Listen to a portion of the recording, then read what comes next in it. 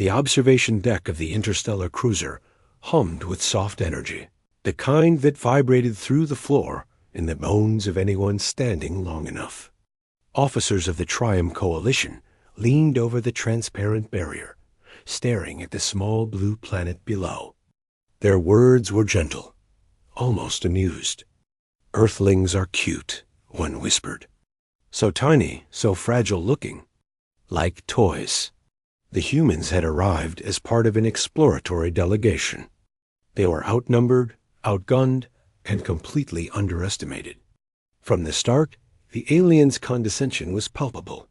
Yet the delegation's leader, a human with quiet brown hair and eyes that never seemed to miss a detail, walked with a confidence that unsettled more than one observer. It began on the first day of the demonstration. The Coalition's representatives arranged an obstacle course, filled with gravity distortions, energy barriers, and moving platforms designed to test agility, intelligence, and strength. Each species moved through it with predictable skill, but the humans made them pause. The aliens chuckled at first. One of the Coalition's strongest, a six-limbed warrior with iridescent scales, scoffed as he watched the human navigate the shifting platforms. "Cute," he muttered. "Barely struggles, and yet survives where we must exert twice the effort." The human said nothing, only adjusting a sleeve and continuing, each step measured and deliberate. When he reached the final platform, where a weighted pod blocked the exit, he paused for a single heartbeat. Then, bending slightly at the knees, he grasped the pod and lifted it effortlessly above his head. The aliens froze. The word "cute" became an awkward silence. "Impossible," one hissed, its voice low and metallic. "That is, not a human strength level." The human set the pod aside with care and stepped forward. "Next," he said simply, not even breathing hard. From that day, the attitude toward humans shifted, though the Coalition was slow to admit it. They continued to watch, study, and underestimate. Reports came in from other planets the humans had visited. Primitive species, slow, fragile, yet remarkably adaptable. Do not engage in conflict with them lightly. The next test came on a routine supply planet.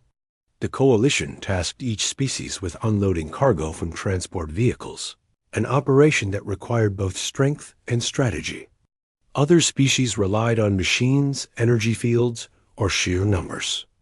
The human delegation arrived, and one of the alien officers, a sleek, dark-skinned biped with elongated fingers, smirked. "Watch this one struggle," he said. "They barely lift a standard crate." Humans approached the first vehicle. They glanced at the cargo pods, then at each other, and without discussion, one of them walked forward. A single crate, weighing more than any one of the aliens could comfortably lift, was grasped with both hands. The alien observers blinked. Slowly, as if processing a trick, they watched the human raise it over his head, pivot, and set it gently onto a transport platform. Not a single dent, not a single misstep. "Cute," muttered another alien, louder this time, but with a nervous edge. "Not cute," said the brown-haired human leader, voice calm. "Efficient." By the time the humans reached the main city of the planet, word had spread. Merchants, guards, and scholars gathered to watch them move through streets that were too narrow for the larger alien species. They watched humans lift crates, push vehicles, and clear debris in ways that seemed impossible. When a minor accident occurred, small transport vehicle tipped on its side, the humans simply lifted it, set it upright, and pushed it to the side without effort. The aliens' amusement was gone, replaced with astonishment and unease. It was during one of these demonstrations that the incident happened which would redefine the Coalition's view of humans forever. A small traffic accident blocked a major city thoroughfare. A vehicle, the size of a modest shuttle, lay tipped onto its side, passengers inside panicking. No alien was close enough, or strong enough, to move it without risking harm. The humans arrived quietly, stepping between the crowd and the stranded vehicle. One human knelt briefly, scanning the vehicle's structure with subtle gestures, as if reading its weight and balance intuitively. Then, without hesitation, he braced himself, lifted the vehicle completely off the ground, and set it down gently in a clear area. There was no strain, no grunt, no hesitation. The aliens stared, some mouths open, some shifting nervously. He lifted it, muttered one officer, voice trembling. A human lifted a vehicle. That is impossible. The human simply nodded to the passengers, who scrambled out unharmed. All safe, he said. Nothing broken. From that moment, the term cute ceased to appear in any coalition report. It was replaced by caution, fascination, and a word no one had dared to use before: dangerous. The humans did not revel in fear or astonishment. They continued their tasks with the same quiet diligence, repairing damaged infrastructure, assisting with logistics, and demonstrating adaptability that no other species matched. They were careful, efficient, and precise.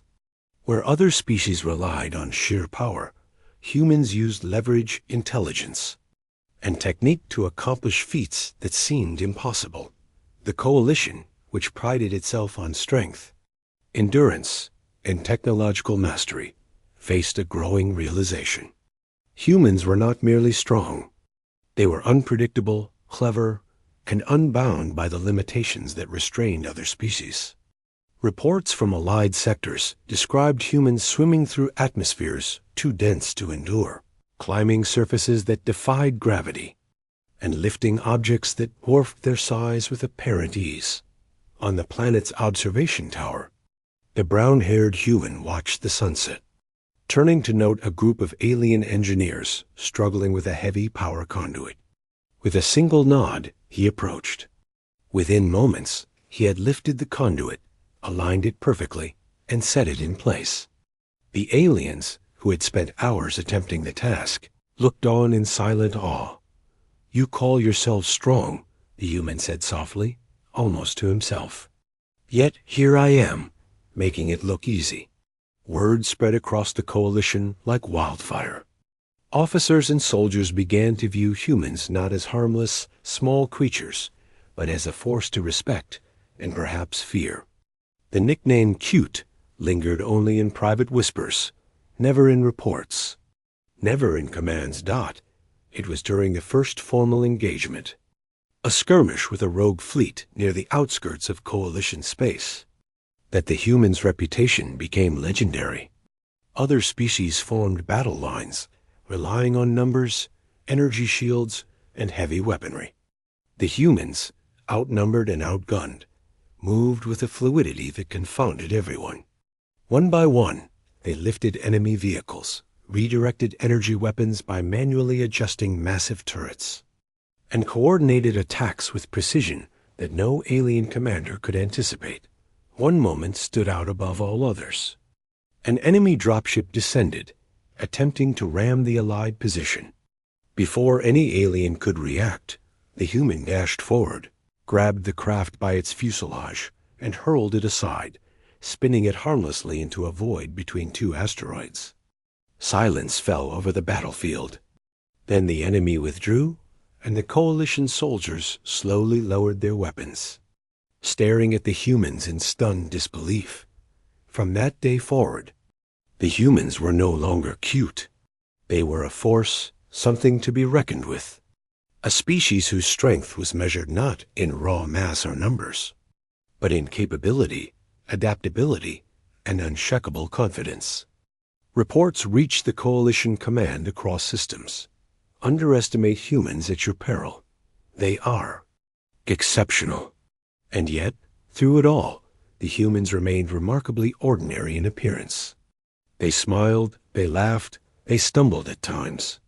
They joked among themselves, shared meals, and tended to minor injuries with a patience that left the aliens puzzled.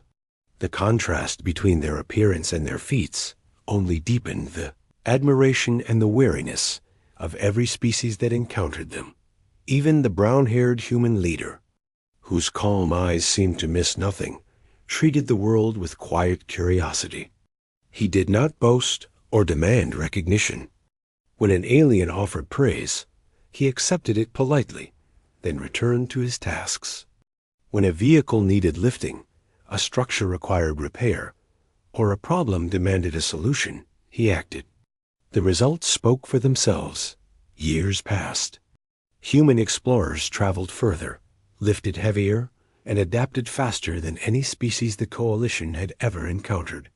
And still, they appeared harmless. Still, other species thought them cute. Until a demonstration, a battle, or simply the quiet act of lifting something far beyond their apparent capacity proved otherwise. In the end, the word cute became a cautionary tale, a reminder that appearances could deceive. The humans themselves never spoke of it, nor did they seek to change anyone's opinion. They simply continued, quietly capable, steadily remarkable, and impossible to underestimate. The story spread across star systems, growing in myth and legend. Aliens told it to young recruits, the tale of the Earthling who lifted vehicles, moved impossibly heavy objects, and redefined what strength truly meant. They spoke of intelligence combined with resilience, of a species underestimated at every turn, and of the quiet confidence that could change the course of a conflict without a shout, a roar, or a weapon.